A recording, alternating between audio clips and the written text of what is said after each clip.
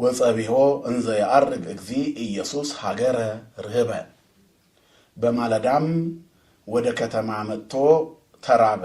የማቴዎስ ወንጌል ምዕራፍ 21 ቁጥር 18።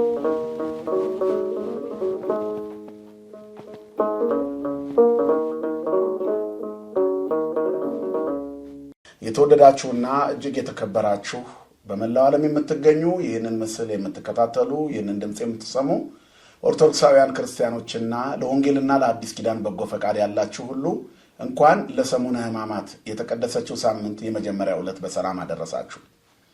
የእግዚአብሔር ፈቃድ ሆኖ 40ውን ጾም አጠናቀን የመጨረሻዋን የተቀደሰችውን ሳምንት የሰው ልጅ ከሞት ወደ ሕይወት የተሻገረባትን እግዚአብሔር ስለ ሰው ልጆች ፍቅሩን የገለጠባትን ሳምንት የምንዘክርበትና የምናስብበት ሰሙነ ሕማማት ላይ ደርሰናል። ጾሙን በሰላም አስፈጽሞ ይህችን ሳምንት ደግሞ በቤተ መቅደስ ውስጥ ኃጢአታችንን እያሰብን የእግዚአብሔር ፍቅር ለእኛ ምን ያህል እንደተገለጠ በመረዳት በአንክሮና በተዘክሮ እግዚአብሔር ሆይ ለእኔ ያደረክልኝ ብዙ ነው፣ እኔ ግን የሚገባኝ አይደለሁም፣ አንተ እንደፈቀድክ እየኖርኩ አይደለሁም እያልን በምህላ በጸሎት የምንማጸንበት ሳምንት ላይ ደርሰናል። እግዚአብሔር ለብርሃነ ትንሣኤው በሰላም ያደርሰን። እንግዲህ ይህ ሳምንት በቤተክርስቲያን አስተምህሮ ለየት ያለ ሳምንት ነው። ሰሙነ ሕማማት ይባላል።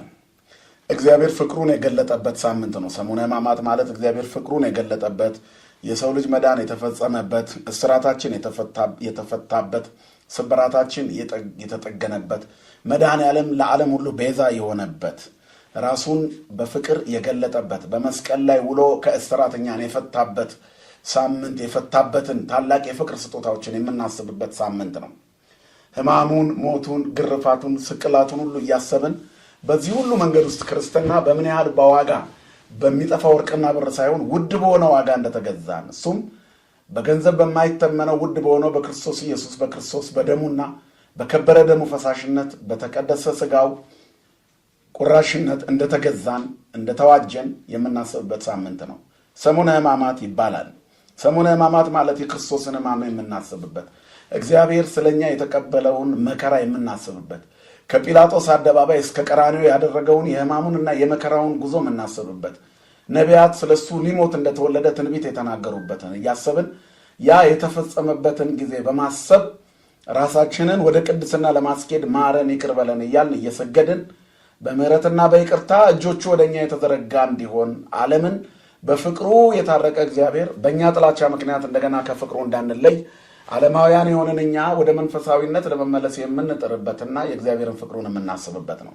በ40ው ጾም ሰግደናል፣ በእርግጥ ጾመናል፣ ጸልየናል። ስግደት ብቻና ጸሎት ብቻ በማሰብ ከቅዳሴ ተለይተን የምንቆይባት ደግሞ እቺ ሰሙነ ሕማማት ወይንም የተቀደሰች ሳምንት ላይ ደርሰናል። ይህ ሳምንት ሰሙነ ሕማማት የሚባልበት ምክንያት የእግዚአብሔርን ሕማሙን፣ መከራውን፣ ግርፋቱን፣ ስቅለቱን፣ ሞቱን የምናስብበት ስለሆነ ነው። ሌላው ይህ ሳምንት የመጨረሻ ሳምንትም ይባላል። የመጨረሻ ሳምንት ማለት ጾሙን የምንፈጽምበት የጾሙ የመጨረሻ ሳምንት፣ የአብይ ጾም የመጨረሻ ሳምንት፣ የታላቁ ጾም የመጨረሻ ሳምንት ማገባደጃ፣ ወደ ትንሣኤው ከመድረሳችን በፊት ድልድይ መሻገሪያ፣ ከብሉይ ኪዳን ወደ አዲስ ኪዳን የምንሻገርበት የመጨረሻው ሳምንት ስለሆነ የጾሙ የመጨረሻ ሳምንት ነውና የመጨረሻ ሳምንት ይባላል። ሌላው ደግሞ የፍጥረት ሁሉ የአዳምና የልጆቹ የሲኦል የመጨረሻ ሳምንታቸው ነው። ዓርብ ዕለት ለነፍሳት በሲኦል ሄዶ ይሰብክላቸዋል ክርስቶስ። አዳምም ሱባኤውን ቆጥሮ አንድ ሳምንት የቀረበት ጊዜ ስለሆነ የመጨረሻው ሳምንት ይባላል።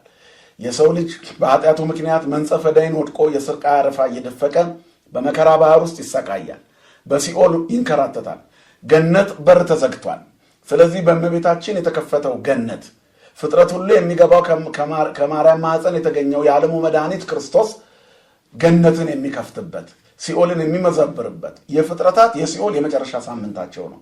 ሲኦል ሊዘጋ አንድ ሳምንት ቀርቶታልና የሲኦል የመጨረሻዋ ሳምንት ተብሎ ይታሰባል። የሲኦል ቆይታ የመጨረሻ ሳምንት፣ የአዳምና የልጆቹ የሲኦል ቆይታ የመጨረሻ ሳምንት ነው። ሌላው ደግሞ የዘመነ ስጋዌ እግዚአብሔር በስጋ ተገልጦ 33 ዓመት ከ3 ወር በምድር ላይ የተመላለሰበት የመጨረሻ ሳምንቱ ነው።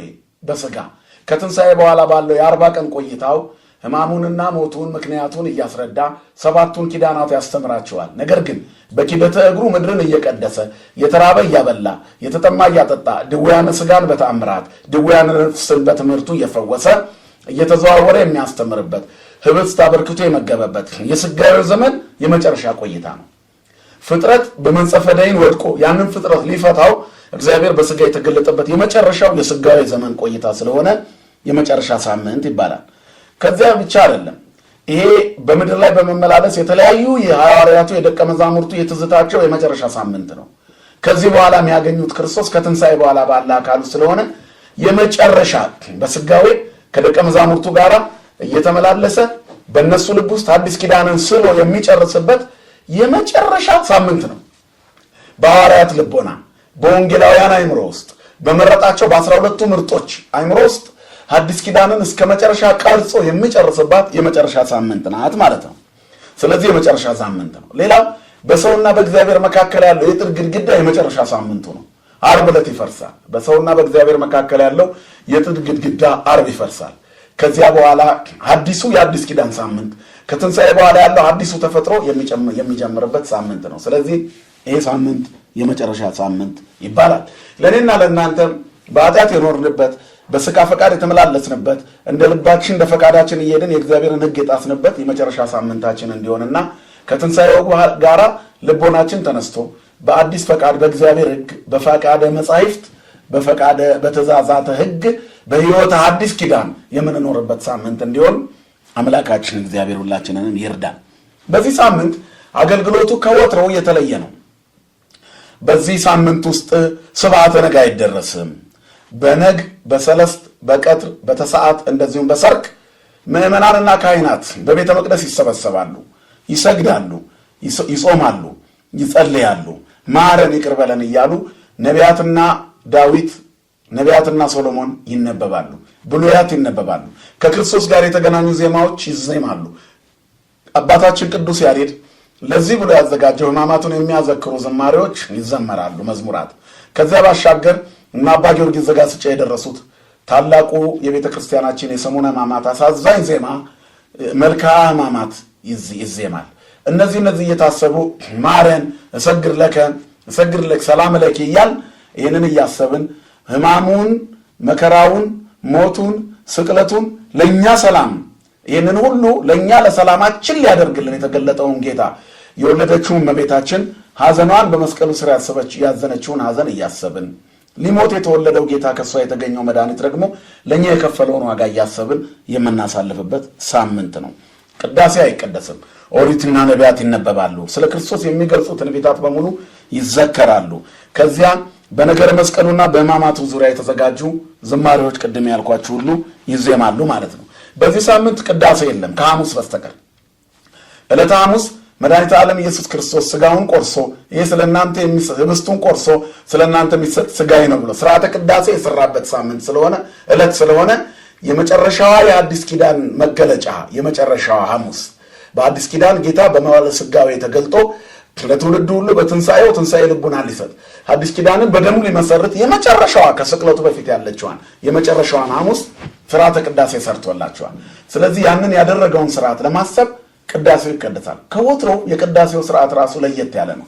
ከኦሪት ወደ ሐዲስ ከብሉይ ወደ ሐዲስ የምንገባበት ከኦሪት ወደ ወንጌል የምንሻገርበት ስለሆነ የቅዳሴው መስመር ሂደቱ ለየት ባለ ሁኔታ ነው። ከዚያ በተረፈ ከሰኞ እስከ ዓርብ ባሉት ሳምንታት ከሐሙስ በስተቀር ቅዳሴ የለም። ስብዓተ ነግ አይደረስም። የነግ ምስጋና አይደረስም። ጸሎተ ፍታት የለም። በዚህ ሳምንት ሰው ቢሞት በቤተክርስቲያናችን ስርዓት የሆሳዕና ዕለት ይህ ስርዓት ይደረሳል።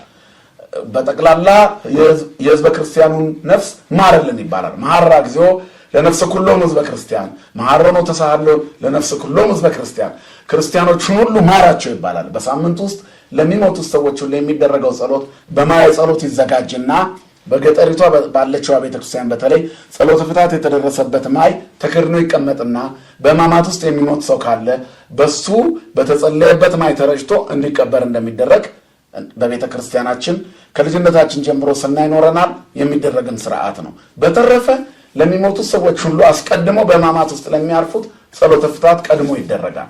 ስማቸው ሳይጠራ ህዝበ ክርስቲያንን በዚህ ሳምንት የሚያርፉትን ጌታ ሆይ ነፍሳቸውን ተቀበል ብለን በአዲስ ኪዳን ውስጥ ብንሆንም ኦሪቱን የምናስብበት ሰሙነ ሕማማት ውስጥ እንገባለን ማለት ነው። ጥምቀትና ክርስትና አይፈጸምም። ልጆች 40 ቀናቸው 80 ቀናቸው ቢደርስ እንኳን ተሻግሮ ከትንሣኤ በኋላ ባሉት ሳምንታት ነው ስርዓተ ጥምቀት ወይንም የክርስትና የሚፈጸመው። የታመሙ ሰዎች ጸበል ቤቶች ዝግ ናቸው፣ አይፈጸምም። አንዳንድ ቦታዎች ላይ ትንሽ በትምህርትና በስርዓተ ቤተክርስቲያን እጥረት ምክንያት አንዳንድ ካህናት ለማጥመቅ ሲሞክሩ ይታያል። ይሄ ከስርዓተ ቤተክርስቲያን ውጪ ነው ማለት ነው። በዚህ ሳምንት ምንም አይነት ጥምቀትና ክርስትና አይፈጸምም። እነዚህ ስርዓቶች በሙሉ በሆሳዕና ቀደም ተብለው በሆሳዕና ጊዜ ይፈጸማሉ ማለት ነው እና ከዚህ ጋር ተያይዞ ከሰኞ እስከ ዓርብ ያሉት ሳምንታት ደግሞ ከወንጌል ጋር ተያይዞ ጌታችን በእነዚህ 5 ቀናት የተናገራቸው ንግግሮች፣ ያስተማራቸው ትምህርቶች፣ ያጋጠሙት ነገሮች በመዋዕለ ሥጋዌ በእነዚህ ሳምንታት ውስጥ ይዘከራል። ይሄ ሳምንት 2 ነገሮች አለ። አንጽሖተ ቤተ መቅደስ ወይንም ቤተ መቅደሱን ያጸዳበት ተብሎ ይታሰባል። ሁለተኛው ደግሞ ጌታችን ኢየሱስ ክርስቶስ እንደተራበ ቅድም ርዕሱ ላይ እንደነገርኳችሁ ወጸቢሖ እንዘ ያዐርግ እግዚእ ኢየሱስ ሀገረ ርህበ ጌታችን ኢየሱስ ክርስቶስ በማግስቱ ገና በማለዳም ወደ ከተማ መጣና ተራበ ይለናል። የትምህርታችን ርዕስ ይሄ ነው። ጌታችን ኢየሱስ ክርስቶስ በዚህ ቀን 2 ነገሮች ፈጽሟል። አንደኛው ቤተ መቅደሱን አጽድቶበታል። የርግብ ሻጮቹን ወገፍተ አማዕዳቲሆሙ ለመወልጣን አውጽኡ ወአሰስሉ ዘንተ እምዘየ ይህን ከፊቴ አስወግዱ ቤቴ ቤተ ጸሎት ቤተ ጸሎት ይሰመይ ቤቴ የጸሎት ቤት ነው ብሎ እንደገና መቅደሱን ያጸዳበት መቅደስ ሰውነታችን ከሸቀጥና ከርኩሰት እንዲጸዳ ያስተማረበት ሳምንት ነው። ከዚህ ጋር ሁለተኛው የምናስብበት በማለዳ ገና እንደመጣ ተራበ ይላል። በእውነት በትላንትናው ቀን ምስጋና ምግቡ የሆነ እግዚአብሔር በአህያይቱና በውርንጫይቱ በታምራት ተቀምጦ ወደ ቤተ መቅደስ ገብቶ ነበር። ሆሳዕና ለወልደ ዳዊት ቡሩክ ዘይመጽእ በስመ እግዚአብሔር ብለው አመስግነውታል። ሕፃናት ሁሉ አመስግነዋል። ድንጋዮች ጮኸዋል። አይሁድ ሕፃናቱን ዝም አሰኝ ቢሉትም የድንጋይ ልብ ያላቸው አይሁድ ይልቅ ጡት የሚጠቡ ሕፃናት ተናግረዋል። እናም ድንጋዮች አፋቸውን ከፍተው አመስግነዋል። የሰው ልብ ከድንጋይ ጠንክሯል፣ የድንጋይ ልብ ከሰው ለስልሷል። ብዙዎቻችን ልባችን ሲደድር፣ ኃጢአታችን ሲበዛ፣ ትዕቢታችን ሲጨምር፣ ርኩሰታችን ሲከማች፣ በበደልና በኃጢአት ውስጥ ስንጓዝ እግዚአብሔርን ማመስገን እናቆማለን። ልባችን ድንጋይ ይሆናል። እግዚአብሔር ለልቦናችን መለስለስን እንዲሰጥልን መልካም ፈቃዱ ይሆንልን። ስለዚህም ከዚህ ምስጋና በኋላ ነው በማግስቱ እግዚአብሔር ተራበ። ምስጋና የባህሪው የሆነ እግዚአብሔር በአእላፋት መላእክት የሚመሰገን እግዚአብሔር ዙፋኑ በሰማይ የጸና ሥጋ ለብሶ በአጭር ቁመት በጠባብ ደረት ተወስኖ ስደታችንን ተሰዶ ባለርስት ሊያደርገን እርቃናችንን በእርቃኑ ሊያለብስልን ሞታችንን በቦቱ ሊከድንልን ሕይወትን ሊሰጠን የተገለጠ ጌታ ተራበ ይላል። እግዚአብሔር ይራባል? አይራብም። ትንቢተ ኢሳይያስ ላይ እንደተጻፈ የሰራዊት ጌታ እግዚአብሔር ለዘላለም አይራብም፣ አይጠማም፣ አይደክምም ይላል። እውነት ነው። እግዚአብሔር አይራብም፣ አይጠማም፣ አይደክምም። ነገር ግን ወደ ከተማ መጣና ተራበ። ከዚያም በኋላ ፍሬ ያገኝባት ዘንድ አንዲት ሰፋፊ ቅጠሎች ያሏት በለስ ሊመለከት ሄደ ይላል። ወደ በለሲቱ ገና ሲደርስ ከቅጠል ብቻ በቀር ምንም አላገኘባትም። እናም ወዲያው በለሲቱን ረገማት። ለዘላለሙ ፍሬ አይገኝብሽ አላት። እይኩን እንከ ፍሬ እሙስቴትኪ ለዓለም ለዘላለም ፍሬ አይገኝብሽ ብሏት ረገማት ይላል።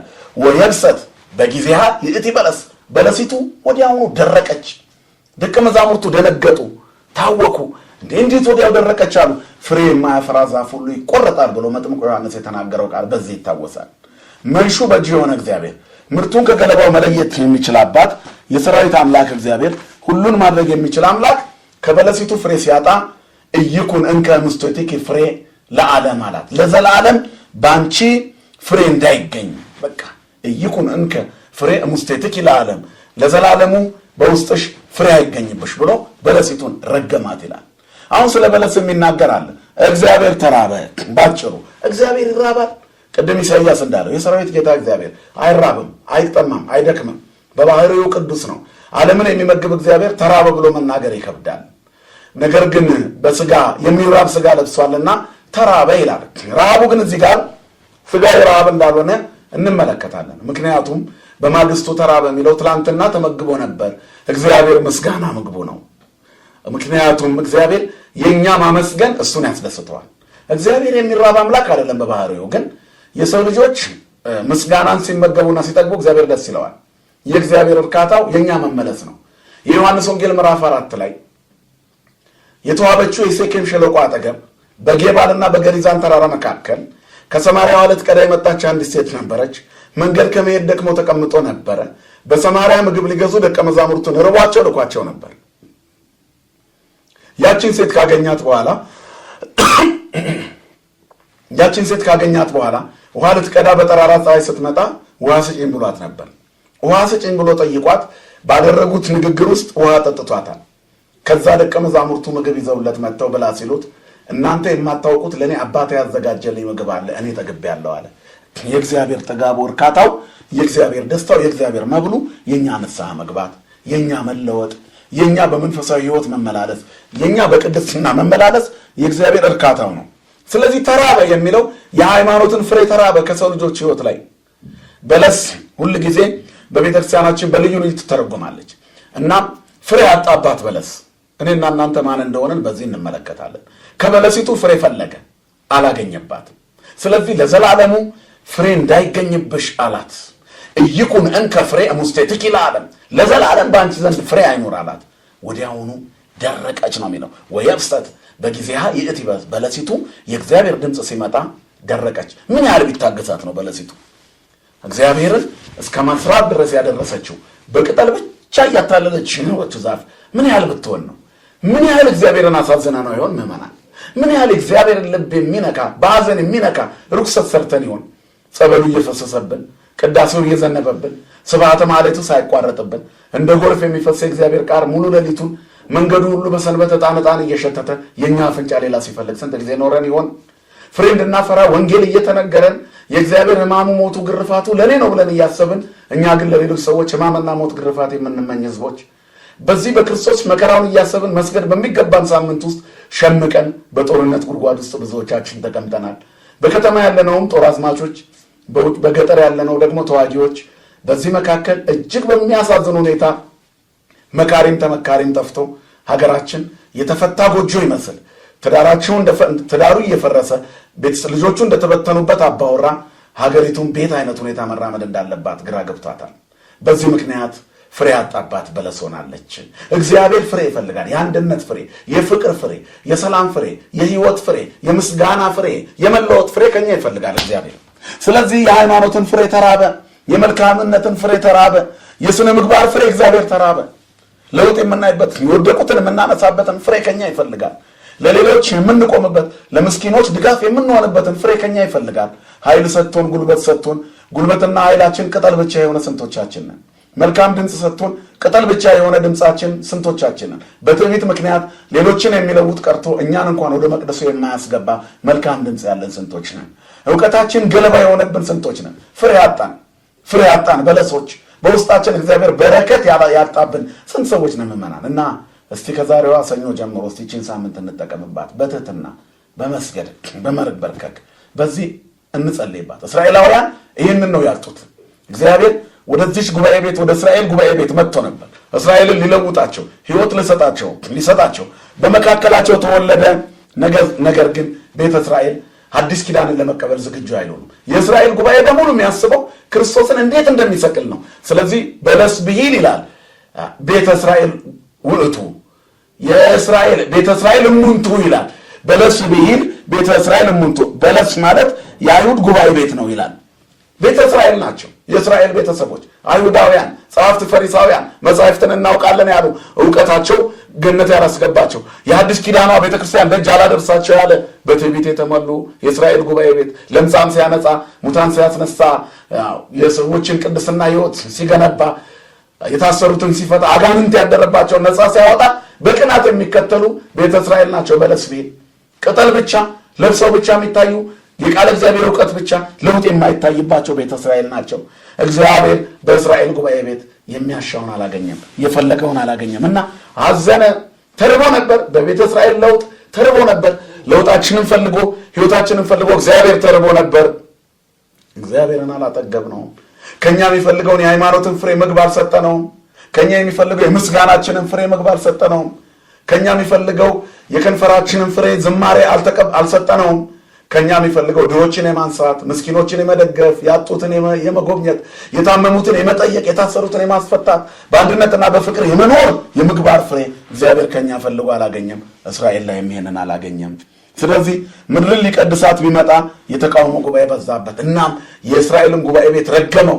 ቤታችሁ የተፈታው ነው ይቀርላቸዋል ይላል የማቴዎስ ወንጌል ምዕራፍ 23 ቁጥር 28። እናንተ የአባቶቻችሁን ከረጢት ሙሉ። አባቶቻችሁ ነቢያትን ገድለዋል፣ እናንተ ደግሞ አሁን እኔን ትገድላላችሁ። ቀጥሉ፣ የአባቶቻችሁን ከረጢት ሙሉ። ከረጢቱ አፉ ላይ ደርሷል፣ እኔ ስጨመርበት ሙሉ ይሆናል። የግፋችሁ ገደፍ ጫፍ ደርሶ ሞልቶ ይደፋችኋል። እናንተ ቤታችሁ የተፈታ ሆኖ ይቀራል ብሎ ተናገረ። ፈርዖንን እናስበው። ሕዝቤን ልቀቅ፣ እስራኤልን ልቀቅ ብለውት ነበር። እግዚአብሔር እንዲህ ይላል አሉት እነ ሙሴ። እግዚአብሔር ማን ነው አለ። እግዚአብሔርን አላውቅም፣ እስራኤልን አልለቅም አለ። የእስራኤል ግፍ እግዚአብሔር በትዕግስቱ እስከ አፍ ገደፉ ሞላ። የቤቱን በኩር መጣ። ከለቀቀም በኋላ ጫፉ ሞልቶ ስለፈሰሰ ፈሶ የደም ጎርፉ እስከ ኤርትራ ባህር ዳርቻ አምጥቶ አሰጠመው። የብዙዎቻችን የኃጢአት ጎርፍ አምጥቶ እዚህ እንዳይተወን ያስፈራል። ስለዚህ በለስ ማለት ቤተ እስራኤል ነው። የእስራኤል ቤት ነው፣ ጉባኤ ቤት ነው። ቤተ እስራኤልም ሙንቱ እነሱ ናቸው። ለአመፅ ብቻ የሚሰበሰቡ፣ ለዘረኝነት የሚሰበሰቡ፣ ለጦርነትና ለግፍ የሚሰበሰቡ፣ ለተቃውሞ የሚሰበሰቡ፣ ለግፍ የሚሰበሰቡ፣ ድሃ ለመበደል የሚሰበሰቡ ያቺ ጉባኤ ናት። ዛሬም በሀገራችን ስንት ጉባኤዎች አሉ። የተቃውሞ ጉባኤው በዛው ልክ ነው። የመንግስቱን ጉባኤ በዛው ልክ ነው። የፍትህ ጉባኤ ነው ተብሎ የብዙ ምስኪኖችን እንባ የሚያበዛ ብዙ መከራዎችን የሚያበዙ አይደሉም። የተፈታ ሆኖ ይቀራል ይላል እግዚአብሔር። የሰራተኞች ግፍ፣ የድሆች ግፍ፣ የምስኪኖች ግፍ፣ የአሮጊቶች ለቅሶ፣ የህፃናት ለቅሶ፣ የፍትታ ማጣት ለቅሶ፣ ይሄ ሁሉ ግፍ ሲሞላብን ከባድ ነው። ከግለሰብ እስከ ማህበረሰብ፣ ከተቋም እስከ መንግስት የድሃ እንባ ግፍ ካለብን ቤታችን የተፈታ ሆኖ ይቀራል። በተሰጠን ዘመን ውስጥ መልካሞች ሆነን ካልኖርን እስራኤል የተሰጣቸውን ዘመን ስላልተጠቀሙ የደረሰባቸው ግፍ እኛም ላይ ደርስብናል ማለት ነው። ስለዚህ ቤታችሁ የተፈታ ሆኖ ይቀርላችኋል አላቸው። ምድርን ሊቀድሳት ለመጣው ጌታ የጠበቀው ጉባኤ የተቃውሞ ጉባኤ ነበረ። ስለዚህም በዚህም ምክንያት ረገማቸው። እንዴት አድርጎ ረገመ? ቤታችሁ የተፈታ ይሆናል፣ ጉባኤያችሁ የተመታ ይሆናል ይላል። በአንጻረ በለስ ረገማ ለኃጢአት ይላል ዮሐንስ አፈወርቅ። ስለዚህ በበለስ አንጻር ኃጢአትን ረገማት። አሕዛብ አስተጋቡ ጽጌረዳ በሂሩቱ ይላል ወሰኩሰ ተርፈ በአበ አይሁድ። በእውነት በእግዚአብሔር ቸርነት አሕዛብ ይላል አበባውን ሰበሰቡ፣ እሾኩ ግን በአይሁድ ዘንድ ተረፈ። ዘውቱ ሕጸተ ሃይማኖት። ይህም ሕጸተ ሃይማኖት ነው። የሃይማኖት ሕጸት፣ የሃይማኖት ጉድለት ነው። አሕዛብ በእግዚአብሔር ቸርነት አበባውን ሰበሰቡ፣ እሾኩ ግን ለአይሁድ ተረፈ። ይኸውም የሃይማኖት ጉድለት ነው ይላል። አሕዛብ አስተጋቡ ጽጌረዳ በሂሩቱ ወሰኩሰ ተርፈ በአበ አይሁድ ዘውቱ ሕጸተ ሃይማኖት። በአበ አይሁድ በአይሁድ ዘንድ እሾኩ ተረፋችሁ። ጽጌረዳ እሾህ አለው። ከእሾሁ መሃል የምታምረዋ ጽጌረዳ አለች። አሕዛብ ጽጌረዳውን መርጠው ተጠቀሙበት። እሾሁ ግን በአይሁድ ዘንድ ተረፈ። አይሁድ እሾሁን ሰበሰቡ፣ ጽጌረዳውን አሕዛብ ሰበሰቡ። ተመልከቱት። ምኩራብ የሰበሰበችውን ቤተ ክርስቲያን ወረሰችው። ክርስቶስ ዞሮ ያስተማረላቸው አይሁድ የተረገሙ ሆኑ። በአንጻረ በለስ ረገማ ለኃጢአት፣ ኃጢአትን ረገማት። ያቺ በለስ የተባለችው የሰውነት ጉድለት፣ የሃይማኖት ጉድለት፣ የፍሬ ጉድለት ናት ብያቸዋለሁ።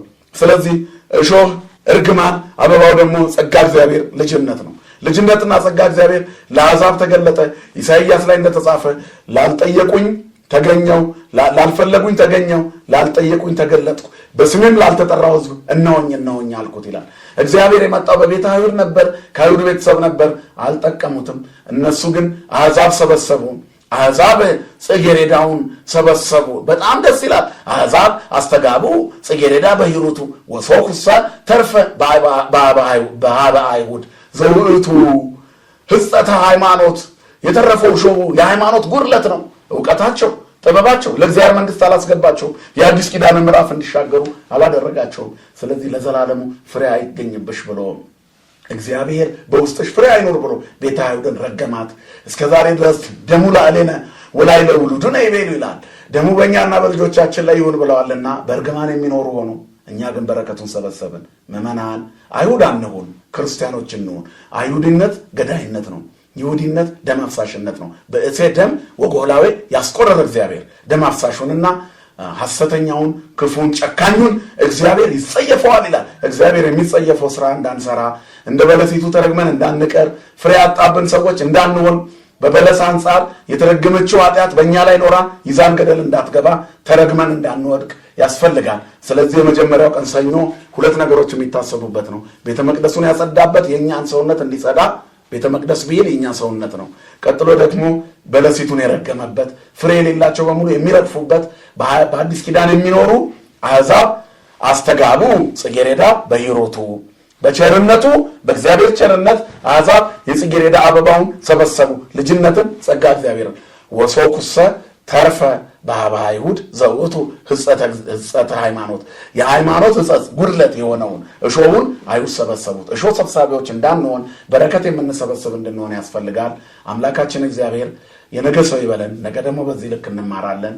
ለብርሃነ ትንሣኤው በሰላም ያደርሰን። እንበለ ደዌ ወሕማም ወእንበለ ጻማ ወድካም አመ ከመ ዮም ያብጽሐነ ያብጽሐክሙ እስከ በዓለ ትንሣኤው በፍስሐ ወበሰላም አሜን። ያለ ሕማምና ያለ ደዌ ያለ መከራ አምላካችን እግዚአብሔር መከራውን አሳልፎ ሕማሙን አሳልፎ ደዌውን አርቆ እስከ ትንሣኤው እናንተንም እኔንም በሰላም ያደርሰን። አሜን። ይቆየን።